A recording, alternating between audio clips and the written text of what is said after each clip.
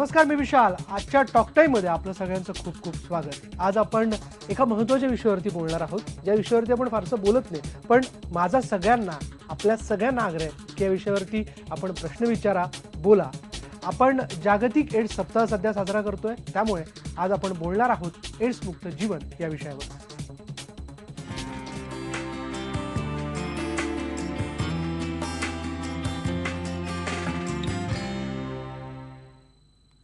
या विषयाला घेऊन आपल्याबरोबर एक खास व्यक्ती आहे, जी व्यक्ती या विषयामध्ये संशोधन करते, वेगवेगळ्या डॉक्टर्सला याबद्दलचं ट्रेनिंग देते. एक मोकळा संवाद या विषयाला घेऊन ती व्यक्ती नेहमीच साधत असते. आपल्याबरोबर आहेत आंतरराष्ट्रीय ख्यातीचे डॉक्टर दत्तात्रय सापळे, जे गेले 25 वर्ष या विषयाला घेऊन काम करतायत अविरतपणे. डॉक्टर, आपला IBN लोकमतच्या स्टुडिओमध्ये खूप खूप स्वागत. Okay, thank you. आपल्याला सगळ्यांना मला सांगायचं आहे की आपण आम्हाला फोन करू शकता या सगळ्या विषयाला घेऊन, पण आग्रह असा आहे की या सगळ्या याच्यामध्ये जरूर प्रश्न विचारा, मोकळा संवाद साधा, जेणेकरून या विषयाला घेऊन एक वेगळी जागृती होऊ शकेल. पण जर कोणाला आपलं नाव सांगायचं नसेल तर ते सुद्धा आपण करू शकता. एक प्रेक्षक म्हणून, एक दर्शक म्हणून या विषयाला घेऊन आपण आपला प्रश्न विचारू शकता. त्याकरता आमचा फोन नंबर आहे 022 668 99263. थेट आपण डॉक्टर चर्चेला सुरुवात करूयात. एड्स मुक्त जीवन. एड्स बद्दल कळालं, तो कशामुळे होतो हे देखील कळालं, त्याच्यावरती उपचार आहे, म्हणजे लस नाहीये, तो बरा होऊ शकेल अशा पद्धतीची लस नाही, पण उपचार आहेत हेही ठाऊक आहे. पण आता एड्स मुक्त जीवनाकडे आपण वाटचाल करायला हवी, हे आपलं पुढचं ध्येय आहे. तर ती वाटचाल कशी होऊ शकेल, त्याकरता काय करायला हवं? आता तुम्ही सांगितल्याप्रमाणे आता आपल्याला एड्स कसा होतो, एड्सवरचे उपाय काय, एड्समुळे आपण चांगलं जीवन जगू शकतो, हे सगळं शक्य झालं आहे.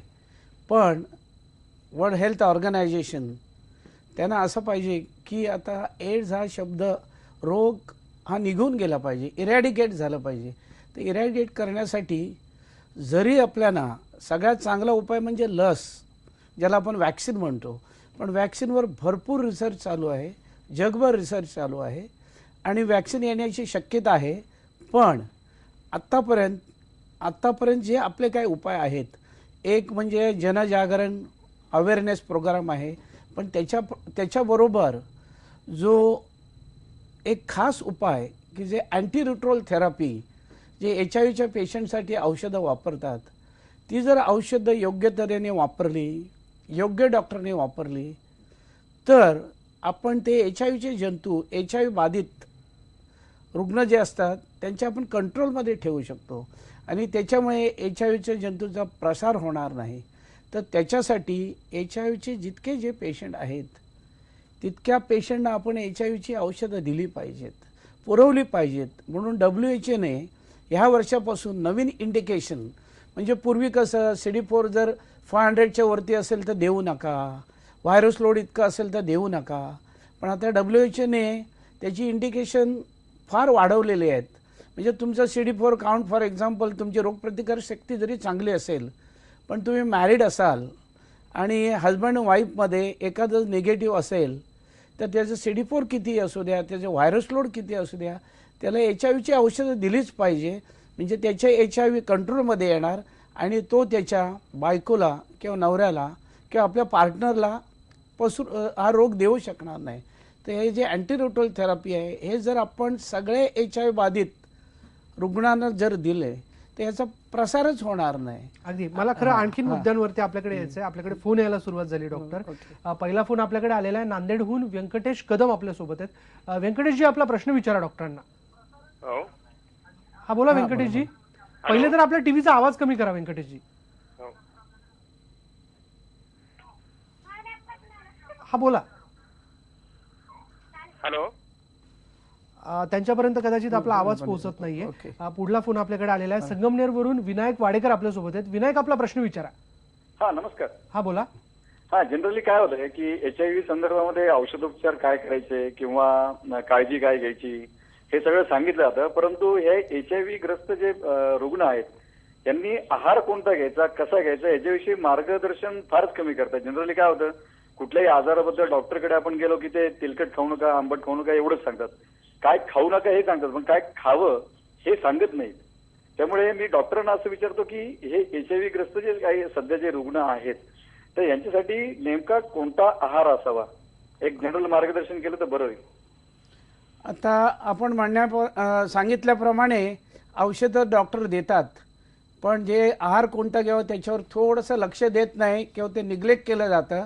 पण HIV आपली रोगप्रतिकार शक्ती कमी होते आणि रोगप्रतिकार शक्ती कमी झाल्या कारणाने आपल्याला चांगला आहार म्हणजे प्रोटीन्स मेन आहेत. तर प्रोटीन्समध्ये कसं अंडं, कडधान्य, मटन, चिकन, मासे याचा वापर जास्त करायला पाहिजे, कारण प्रोटीनची फार गरज आहे. पण त्याच्याबरोबर स्निग्ध पदार्थ, पिष्टमय पदार्थ, मिनरल्स, विटॅमिन्स याची पण गरज आहे. तर आहारामध्ये आपल्या सगळ्या प्रकारची गरज आहे, पण प्रोटीन जास्त घेतलं जातं कारण HIV आपले मसल पॉवर किंवा मसल्स याचे वेस्टिंग होते, त्याच्यात आपले प्रोटीन्स कमी असतात, तेव्हा प्रोटीन जास्त घेतले पाहिजेत. आपण एंटी रिट्रोव्हायरल थेरपीपर्यंत आपण आलो होतो की ही औषधं घेतली तर आपण हा व्हायरस थांबवू शकतो. आणखीन काय केलं पाहिजे या HIV व्हायरसला घेऊन असं आपल्याला वाटतं? आता अँटी रिट्रोल थेरपी हा एकच उपाय आत्तापर्यंत आहे, पण त्याच्याबरोबर आपल्याला जनजागरण म्हणजे अवेअरनेस प्रोग्राम आहे, तर अवेअरनेस प्रोग्रामवर जोर दिला पाहिजे. आणि अवेअरनेस प्रोग्राम जो आहे जनजागरण ते सगळ्या थरावर पोचवलं पाहिजे. साधारणतः एक उदाहरण मी सांगेल, बँकॉक किंवा थायलंड हा लहानसा देश आहे, पण त्याने याच्यावर कंट्रोल आणलेला आहे. आणि त्याचं कारण म्हणजे सगळ्या थरावरचे लोक म्हणजे पॉलिटिशियन्स, ब्युरोक्रॅट्स, डॉक्टर्स, रिसर्चर्स, समाजसेवक सगळ्या लोकांनी एकत्र येऊन ह्या विषयावर एकत्र कामं करायचे ठरवलेत. आणि असं केलं तरच ते शक्य आहे. नंतर फक्त डॉक्टर्स लोक काम करत राहिले, सोशल वर्कर काम करत राहिले तर ह्याच्यावर शक्य नाही. तर प्रत्येकाने याच्यावर काम केलं पाहिजे आणि ह्या रोगाची माहिती सगळ्या थरावर गेली पाहिजे. म्हणजे नुसती शहरात नाही, गावोगावी तर गेलेच पाहिजे, कारण गावातले प्रश्न तर फार मोठे आहेत.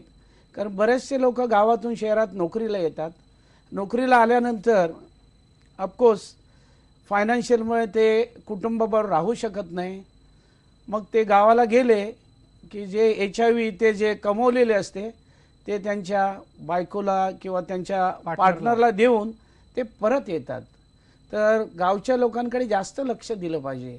सुरुवातीला मुंबईला अवेअरनेस प्रोग्राम झालेला आहे, म्हणजे मोठ्या मोठ्या शहरातून, पण लहान लहान गावातून सुद्धा ह्या अवेअरनेस प्रोग्रामची फार गरज आहे. अगदी. आपल्याकडे पुढला फोन डॉक्टर आलेला आहे, गोव्यावरनं गोविंद कर्वे आपल्यासोबत आहेत. गोविंदजी, आपला प्रश्न विचारा डॉक्टरांना. हा सर, माझा एक प्रश्न आहे. हा बोला.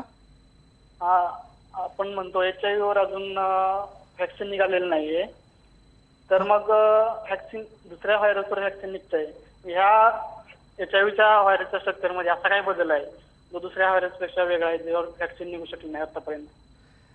कर्वे, तुमचा प्रश्न फारच छान आहे, कारण याच्यावर इतकं रिसर्च चालू आहे याच्यावर वॅक्सिन काढावी म्हणून. पण HIV व्हायरस फार हुशार आहे. ते आपली बॉडी 1000 वेळा बदलतात, म्हणजे म्युटेशन बोलतो आपण. एक वॅक्सिन काढली तर परत ते चेंज होतात, परत दुसरी वॅक्सिन काढली तर परत असे HIV व्हायरसेस आहेत. It mutates 1000 times. तर त्याच्यामुळे ते वॅक्सिन काढायला जरा कठीण आहे. अगदी. पुढला फोन आपल्याकडे आलेला आहे, अंबरनाथवरनं योगेश तांबे आपल्यासोबत आहेत. योगेशजी, आपला प्रश्न विचारा. हा डॉक्टर नमस्कार. मी तुम्हाला एक प्रश्न विचारतो. म्हणजे कसं ऍक्च्युली आहे ना, 7 वर्षापूर्वी माझ्याकडून एक चुकी झाली होती. हा बोला. 7 वर्षापूर्वी एक चुकी झाली होती माझ्याकडनं, आणि त्याच्यामुळे काय झालं, माझी 32 ते 35 कंबर असताना आता मी एकदम बारीक झालेलो आहे. आणि ऍक्च्युली त्याचा काय विलाज होतोय का नाही काय मला ऍक्च्युली काय माहिती नाही या गोष्टीमधले. मी 5 वेळा रिपोर्ट काढले 5 वर्षामध्ये, तरी पण सगळे रिपोर्ट मध्ये नॉर्मलच येत आहेत. तर तांबेजी, तुमच्या मनात एक भीती आहे की मला HIV असेल काय, HIV मध्ये आपलं वजन कमी होतो, आपण बारीक होतो. पण बारीक होण्याची बरीच कारणं असतात. डायबिटीसमुळे पण माणसं बारीक होतात. तुम्हाला जर काळजी असेल का टेन्शन असेल तरी बारीक होतात, किंवा आणखी काय प्रॉब्लेम असेल, त्रास असेल तर फक्त HIVनेच बारीक होतं हे चुकीची समजूत आहे. पण तुम्ही HIVची टेस्ट केलेली आहे आणि जर निगेटिव्ह असेल आणि तुमचे अनैतिक संबंध नसतील तर तुम्हाला काहीच काळजी करायचं कारण नाही. तुम्ही हे विसरलं पाहिजे, पण त्याच्यासाठी तुम्हाला जरा काउन्सिलिंगची गरज आहे. पुढला फोन आहे अमरावतीवरनं. एक प्रेक्षक आपल्या बरोबर आहेत, त्यांना प्रश्न विचारायचा आहे. आपला प्रश्न विचारा. हॅलो हा बोला, आपला प्रश्न विचारा. सर, मी सरांना विचारतो की ओरल सेक्स घातक आहे काय? ओरल सेक्सनी चान्सेस कमी होतात, पण ओरल सेक्सनी HIV होणार नाही अशी हे चुकीची समजूत आहे. इवन तुम्ही निरोध वापरलात तर निरोध is not a safe sex. म्हणजे निरोध म्हणजे एक लायसन्स नाही की लाईक अ ड्रायव्हिंग लायसन्स. तर निरोधमुळे तुमचे चान्सेस कमी होतात, पण निरोध वापरल्याने HIV होणार नाही ही चुकीची कल्पना आहे. ते 85% to 90% आपले चान्सेस HIV होण्याचे कमी होतात, पण निरोध वापरला किंवा ओरल सेक्स केलं तर HIV होणार नाही ही चुकीची समजूत आहे. या सगळ्या याच्यामध्ये आणखीन असेही काही मुद्दे आहेत जे बऱ्याचशा लोकांना माहीत नाही आहे. ट्रीटमेंट इज ओनली थेरपी असं तुम्ही सांगितलं. योग्य उपचार जर मिळाला तर ती व्यक्ती जास्तीत जास्त आयुष्य जगू शकते, त्याबद्दल जरा सांगा ना. विषय आता तुम्ही बोलण्याप्रमाणे जर एखाद्याला जर HIVचा प्रॉब्लेम आला तर बाधित असेल तर त्याने जर HIVची टेस्टिंग टाईममध्ये केली, वेळेवर केली आणि तो सिम्टमॅटिक म्हणजे लक्षणं सुरू व्हायच्या अगोदर डॉक्टरांकडे गेला, योग्य डॉक्टरांकडे गेला, तर माणूस 30 ते 40 वर्ष एक दिवस पण आजारी न पडता, आपलं काम न चुकवता क्वालिटी लाईफ म्हणजे चांगलं जीवन जगू शकतो. नुसतं जीवन जगू शकत नाही तर तो लग्न करू शकतो, त्याला HIV नसले मुलं होऊ शकतात आणि नॉर्मल जीवन जगू शकतो. पण त्याच्यासाठी ज्याला HIVचा डाऊट असेल त्याने HIVची टेस्टिंग केलं पाहिजे आणि योग्य डॉक्टरांकडे जाऊन योग्य ट्रीटमेंट केली तर 30 ते 40 वर्ष त्याला काय प्रॉब्लेम होणार नाही असं वेस्टर्न वर्ल्डमध्ये आहे. आणि आम्हाला तरी अनुभव आहे, आमच्याकडे 25 ते 30 वर्ष काही पेशंट असे आहेत की ना 25 ते 30 वर्षात गेल्यात, एक दिवस पण ते आजारी पडले नाहीत. वा, फारच सकारात्मक चर्चा आपली होते डॉक्टर. आणखीन आपल्याला या विषयावरती बोलायचं आहे, पण इथे वेळ झाली आता एक ब्रेकची. आपण एक ब्रेक घेणार आहोत, पण ब्रेकवर जाता जाता पुन्हा एकदा आपल्याला सगळ्यांना सांगायचं आहे, नाव न घेता, नाव न सांगता आपण आपला प्रश्न या विषयाला घेऊन बिनधास्त विचारू शकता. त्याकरता आमचा फोन नंबर आहे 022 66899 263.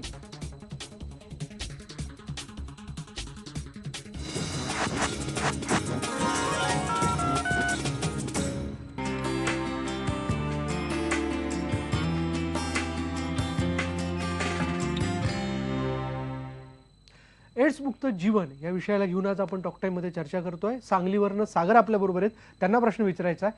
सागर, आपला प्रश्न विचारा डॉक्टरांना. सागरशी आपला संपर्क तुटलाय, पण पुढला फोन आपल्याकडे आलेला आहे यवतमाळवरनं. एक प्रेक्षक आपल्या बरोबर आहेत डॉक्टर, त्यांना आपला प्रश्न विचारायचा आहे. आपला प्रश्न विचारा. हॅलो. हा, आपला प्रश्न विचारा. सर. हा बोला. हा सर, एड्सच्या संदर्भात माहिती पाहिजे होती सर. बोला ना. काय म्हणजे एक्झॅक्ट आपल्याला काय माहिती हवी आहे? तर तो कशा प्रकारे पसरू शकतो सर? कशा प्रकारे पसरू शकतो असा त्यांचा प्रश्न आहे. आता एड्स म्हणजे आपण ज्याला HIV इन्फेक्शन म्हणतो ते मुख्यतः 2 प्रकारे. एक लैंगिक संबंधाने, आपल्या देशात 90% लैंगिक संबंधाने. दुसरं ब्लड ट्रान्सफ्युजन, म्हणजे तुम्ही ब्लडमध्ये कॉन्टॅक्ट आलात तर that is about 5 to 10%. And 2 to 3% mother to child, म्हणजे एखादी बाई गरोदर असेल तर तिच्याकडून त्या मुलाला होण्याची शक्यता असते. पण आता याच्यावर सुद्धा अँटीरिट्रोल थेरपी जे औषध आलंय ते जर गरोदर बाईने घेतलं तर 99.99% आपण HIV मुलाला होऊ नये याची काळजी घेऊ शकतो. म्हणजे त्या गर्भाला कोणत्याही प्रकारचा धोका नाही या व्हायरसचा? अजिबात नाही. त्याच्यासाठी सगळ्या गरोदर बायकाने गरोदर वेळी HIVची टेस्ट करून घेणं फार शक्य आहे, फार गरजेचं आहे. पण ते किती लोक तयार होतील माहीत नाही, पण लोकांनी त्याची भीती न ठेवता HIVची टेस्ट करून घेणं फार आवश्यक आहे. एक मुंबईवरनं आपल्याबरोबर प्रेक्षक आहेत, त्यांना आपला प्रश्न विचारायचा आहे. आपला प्रश्न विचारा. Hello sir. हा बोला. हा, जर किसिंग केल्यामुळे HIVचं काय लागण वगैरे होते का? आता थेरीप्रमाणे आपल्याला सलायवा एक 3 लिटर सलायवाची गरज असते. तर किसिंग 2 प्रकारचे आहे, एक पॅशनेट किसिंग आणि एक सोशल किसिंग. सोशल किसिंगने HIV पसरत नाही, पण पॅशनेट किसिंग जे असते त्याच्यामुळे HIV पसरण्याची शक्यता असते. अच्छा, यात जसं तुम्ही सांगत होतात की वेगवेगळ्या प्रकारे याची जागृती करणं फार आवश्यक आहे. पण जसं की लग्ना अगोदर HIV टेस्ट किंवा त्यानंतरच्या ही HIV टेस्ट, त्याबद्दल जरा सांगा ना. ते कुठले पर्याय असू शकतात जेणेकरून आपण हे सगळं टाळू शकतो? आता बऱ्याचशा लोकांना ते म्हणजे आवडत नाही, पण लग्नापूर्वी HIV टेस्ट करणं फार गरजेचं आहे. माझ्याकडे म्हणजे आमचे एक डॉक्टर आहेत, त्यांना स्वतःला HIV झालेलं आहे आणि त्यांचं एंगेजमेंट झाल्यानंतर प्रॉब्लेम झाल्यावर माझ्याकडे आलेत. ते म्हटले HIVचे प्रॉब्लेम दिसतात. ते म्हटले डॉक्टर मी स्वतः डॉक्टर आहे, मला कसं HIV होणार?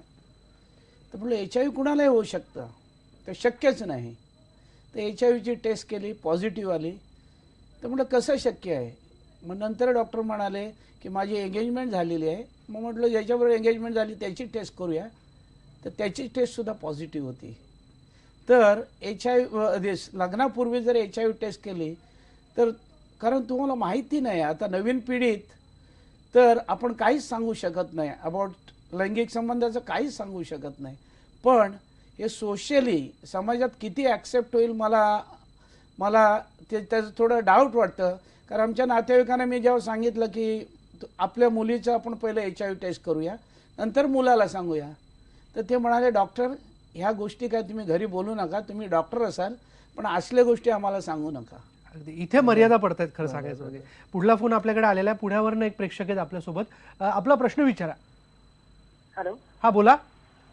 हा म्हणजे HIV ची लक्षणं काय आहेत, म्हणजे जरा सांगाल का त्याच्याबद्दल? HIV लक्षणं HIVच्या रोगाच्या पिरियडवर अवलंबून असते. पहिले 3 ते 6 महिने तुम्हाला फक्त काय फ्लू सारखं होणार, पण ते डॉक्टर लोकांना पण समजणार नाही, कारण फ्लू इतकं कॉमन आहे, ते HIV झालंय की काय समजणार नाही.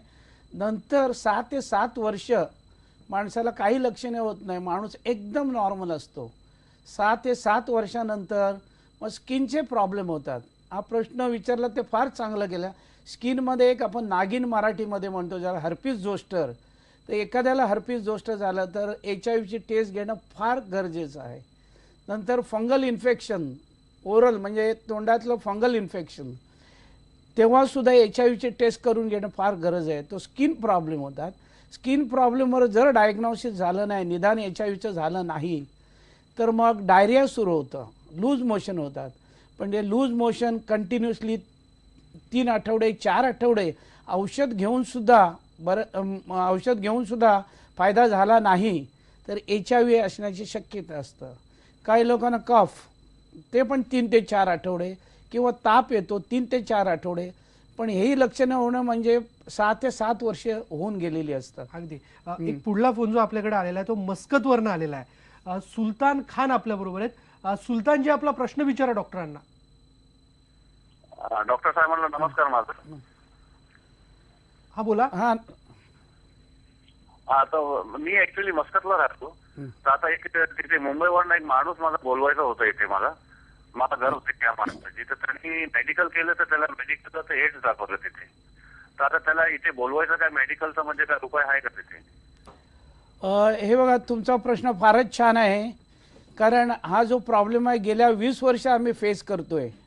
एक VDRL टेस्ट जी सिफिलिसची टेस्ट असते ती, आणि दुसरी HIV test, hepatitis B, hepatitis C या टेस्ट केल्या जातात. आणि गल्फ कंट्रीमध्ये जातात. एकदा HIV पॉझिटिव्ह पेशंट असेल रिपोर्ट, तो निगेटिव्ह कधीच होऊ शकत नाही. तर तुमचे जर रूल आहेत HIV पेशंटला तुम्ही घेऊ शकत नाही, तर त्या पेशंटला तुम्ही बोलूच शकत नाही. अगदी नियम तिथे नियम आहेत. आपल्याला आणखीन बोलायचं डॉक्टर, इथे वेळ झाली एका ब्रेकची. एक ब्रेक घेणार आहोत. पहा फक्त IBN लोकमत.